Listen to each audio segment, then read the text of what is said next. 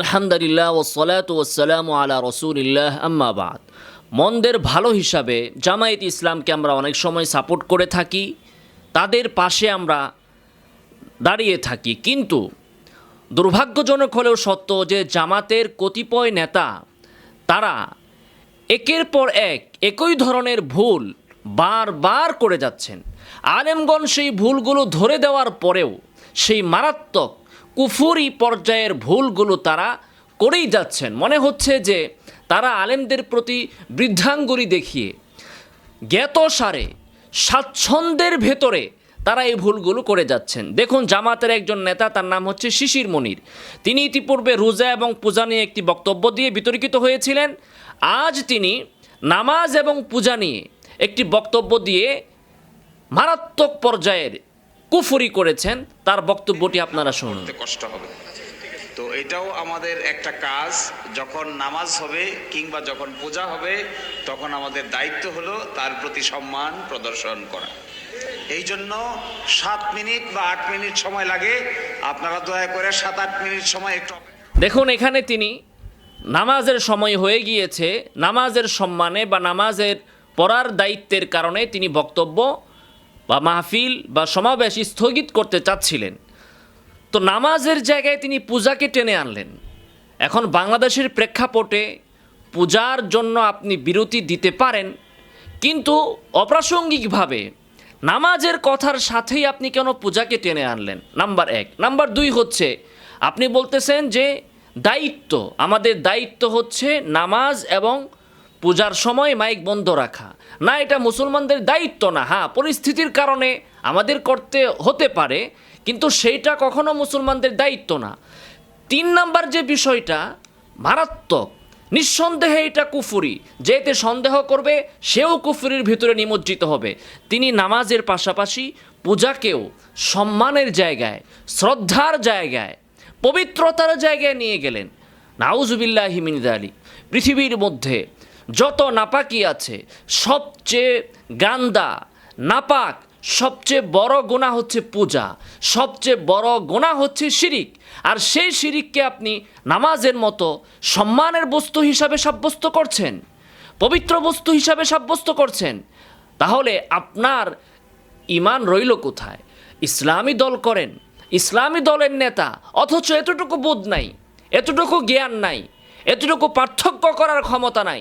নামাজ আর পূজার ভেতরের পার্থক্যই যে ব্যক্তি বুঝে না, ঈমান আর কুফরের মধ্যকার পার্থক্যই যে ব্যক্তি বুঝে না, সে কিসের নেতা?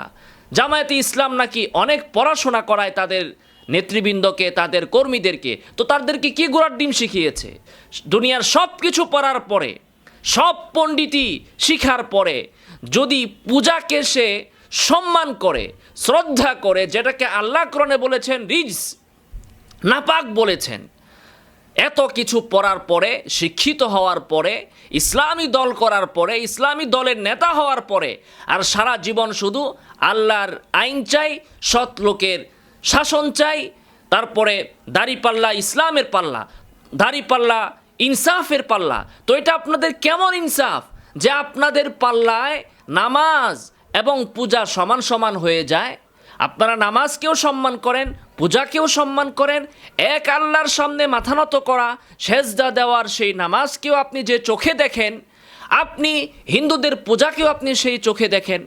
স্পষ্ট কথা, কোনো মুসলমান ইশারা ইঙ্গিতে আকারে কোনোভাবেই পরোক্ষভাবে প্রত্যক্ষভাবে এ ধরনের পূজা বা মূর্তি পূজা অথবা এই ধরনের শিরিকের প্রতি বিন্দুমাত্র শ্রদ্ধা, ভক্তি, সম্মান যদি প্রদর্শন করে, মুখে যদি উচ্চারণ করে, তার ঈমান সঙ্গে সঙ্গে চলে যাবে।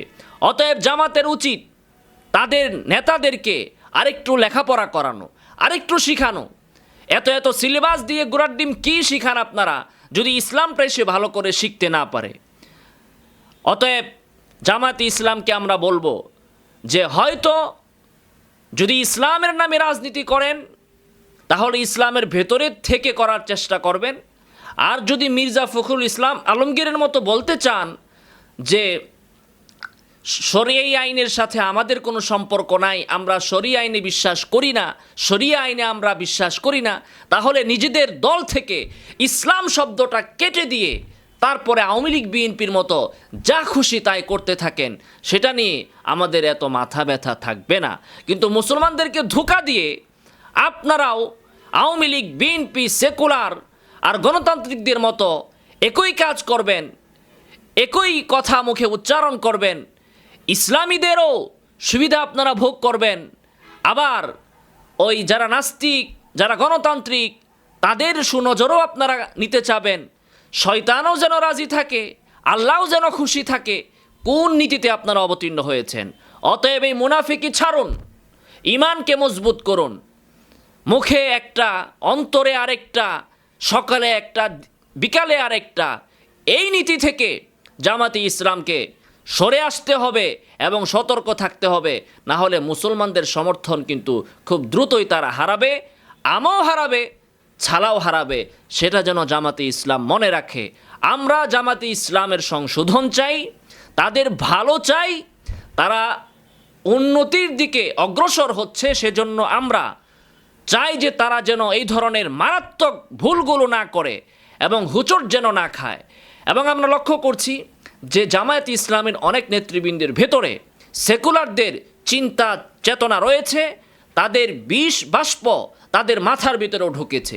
ওই ধরনের নেতা কর্মীদেরকে হয়তো তাদের ট্রেনিং করে সংশোধন করতে হবে, না হলে জামাত থেকে ওদেরকে বের করে জামাতি ইসলামকে ইসলামের জন্য রাখতে হবে।